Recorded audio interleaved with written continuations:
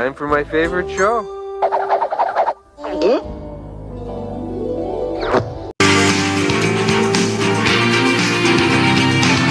Hi, I'm Greg Gutfeld, along with Kennedy, Harold Ford Jr., Jesse Waters, and her yoga mat is a fruit roll-up. Dana Perino, the 5.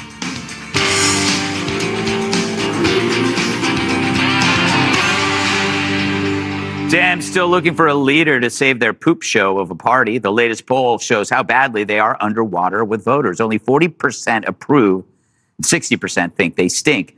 Enter the gesticulating governor, Gavin Newsom, the guy who turned California from a golden state to a golden shower. Spent 4 hours melting down on a conservative podcast, swearing up a storm about President Trump, calling in the military to clean up the mess in L.A.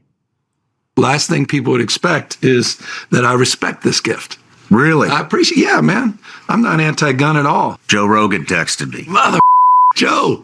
I loved it. By the way, I'm a Joe Rogan fan. He ain't a fan of mine, but I'm a Joe Rogan fan. No so insulting to your intelligence and to your audience that anyone can believe that. Are you kidding? Mm-hmm. I'd despise me for the I read too. It's a weakness masquerading as strength. That's what I don't like about this son of a I don't. He calls me new scum. You know, come on.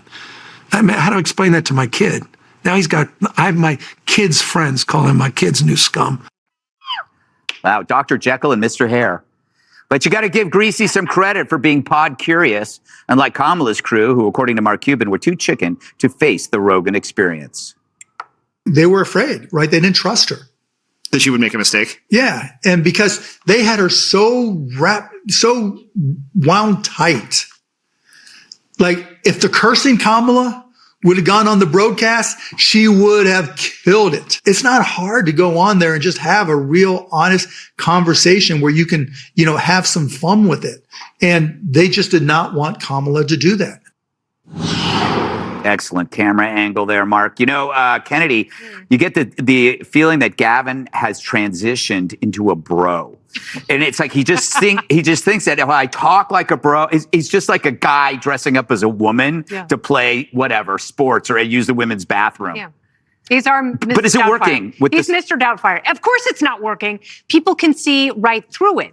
And that was the point. Kamala Harris couldn't go on Joe Rogan because she didn't have 3 hours worth of material. She would have melted down after a half hour of a podcast that, her team wasn't able to talk with the producers about the editing, which, is obviously what she did on Call Her Daddy, and Alex, what's her name, launched so many softballs at Kamala Harris.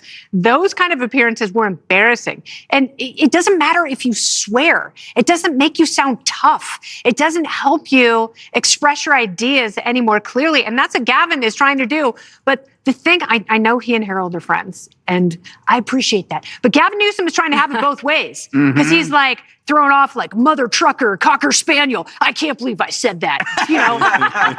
Trump is a real son of a banshee. Forgive my language. He's a sitting president. How could I have done that? I really hate myself. Suck it. And he's just going like expletive after expletive. It's like, your state is still a failure. You've let everyone down. And in a national poll where he has been pushing himself on the electorate, he's still in a distant third. Incompetent Kamala is at 26%. Mayor Pete, who has never done anything of value other than take a bicycle out of the back of a security SUV and ride a block to work pretending he's Lance Armstrong, he's beating Gavin Newsom in that same poll. Man,